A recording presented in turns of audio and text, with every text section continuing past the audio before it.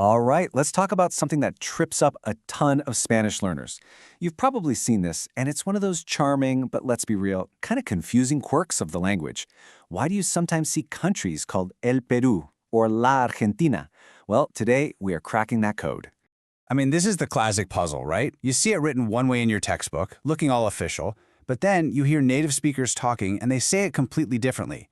It just makes you second guess yourself. Like, which one is right? Am I going to sound weird if I use the wrong one? Well, you've come to the right place. In this explainer, we're going to solve this little grammar mystery for good. And by the end, you're not just going to know what to say, but you'll get the why behind it, so you can speak with a whole lot more confidence. So, first things first, you need to know this isn't just some random, made-up rule. The whole reason we even have articles with country names is actually deeply rooted in history and tradition. So let's peel back the layers and see where this all comes from. A lot of this started with descriptive names. For example, the country we know is Uruguay got its name from the Uruguay River, or El Rio Uruguay. So that little L just kind of stuck around for a while. Other times, it's about making the language flow better, avoiding clunky sounds. And sometimes it's just a fossil left over from an old formal title, like the Kingdom of Spain. And these are the big ones, the usual suspects you'll see pretty often, especially if you're reading something a bit more formal or literary. These are the classic examples that really cause all the confusion, because they seem to follow a rule that most other countries just don't. Okay, so we've got all this history, all this tradition, but what do you actually do when you're speaking today? Well, here comes the aha moment. The way Spanish is spoken now simplifies things a lot. And here it is. This is the key to the whole puzzle. In modern, everyday conversation, there's a really strong trend to just drop the article. So saying Perú instead of El Perú actually sounds way more natural and current to most people. This shows the shift perfectly. Over on the left, you've got the traditional phrase, viajo al Perú. Now, it's not wrong, but it can sound a little stuffy, maybe a bit old-fashioned. But on the right, viajo a Perú. That's perfectly correct, it's super common, and it's probably how you're going to hear it said most of the time.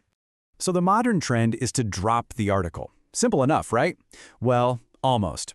There are a few, let's call them non-negotiable exceptions, where you absolutely positively must use the article. Let's get into those right now. And I really want to pause and emphasize this. For most countries, you've got a choice, a little flexibility.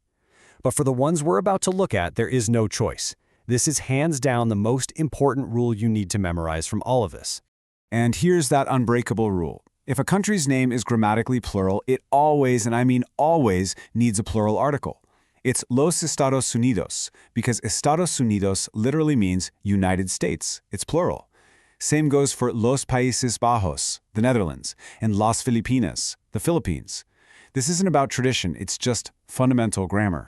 All right, let's pull all this information together into a simple, practical guide that you can start using immediately. This should help you make the right call in pretty much any situation.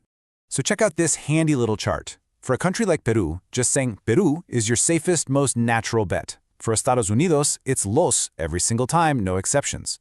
For Argentina, the trend is strongly toward just saying Argentina. And then for the huge majority of other countries, like España, you just don't use an article at all. Simple as that. Okay, pop quiz time. Let's see if you've got it. Take a look at this sentence on your screen. Vivo en Estados Unidos. Is that right, or is it wrong? It's incorrect. And why? Because Estados Unidos is a plural name, and what's our unbreakable rule? Plural countries always need their article. So it has to be Vivo en los Estados Unidos. All right, let's try one more. How about this sentence?